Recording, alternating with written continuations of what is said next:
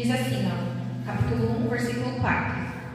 Porque Deus nos escolheu nele antes da criação do mundo, para sermos santos e sem culpa diante dele. Em amor nos predestinou para sermos adotados como filhos por meio de Jesus Cristo, conforme o bom propósito da sua vontade, para o louvor da sua gloriosa graça, a qual nos deu graciosamente por meio do amado. Nele temos a redenção por meio do seu sangue, o perdão das transgressões, de acordo com a riqueza da sua graça, a qual ele derramou sobre nós com toda a sabedoria e todo o entendimento. Ele nos fez conhecer o mistério da sua vontade, de acordo com o bom propósito que estabeleceu em Cristo. Isto é, de fazer convergir em Cristo todas as coisas nos céus e na terra, na administração da plenitude dos tempos.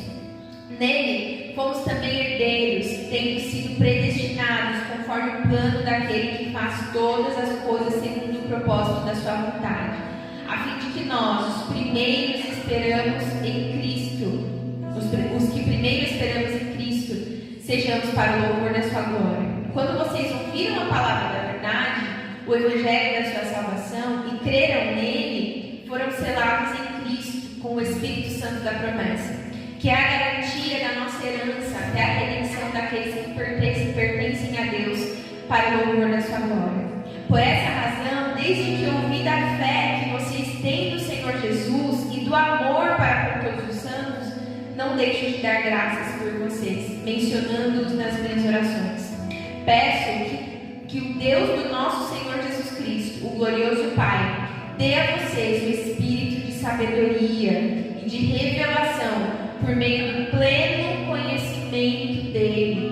Oro também para que os olhos do coração de vocês sejam iluminados, a fim de conheçam a esperança para a qual ele os chamou, que são as riquezas da gloriosa herança dele concedida aos santos e a incomparável grandeza do seu poder para conosco, os que cremos conforme a atuação da sua poderosa força.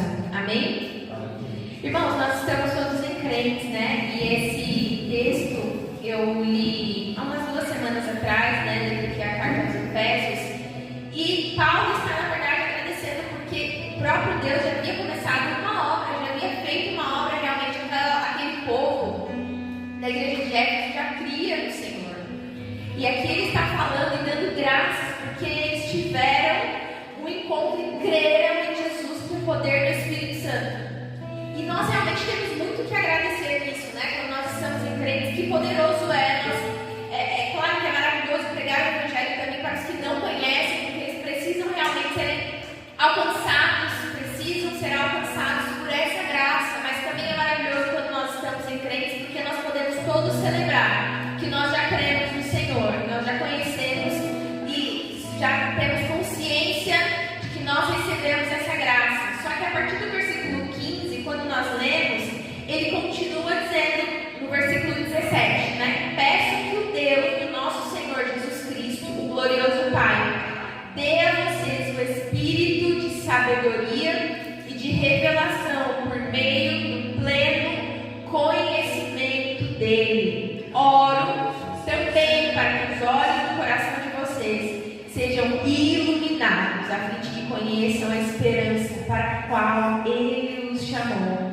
Apesar de eles já terem crido que Jesus é Salvador e já terem recebido o Espírito Santo, havia necessidade de continuar caminhando em conhecer aquele que os chamou, em pleno conhecimento dele. Havia ainda a necessidade dos olhos serem iluminados para a esperança de uma vida eterna.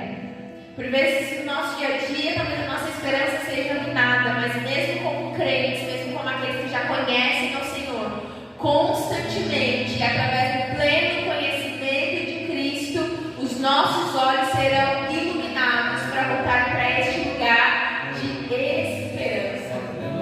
E a nossa esperança não é limitada, é por isso que, às vezes, tantas coisas ruins, né? Nossa família e de tantas pessoas aqui, inclusive, coincidentemente ou não, experimentaram esse ano. E diante da morte, a morte é a notícia mais violenta que qualquer pessoa pode receber. Não existe uma notícia mais violenta do que essa. E é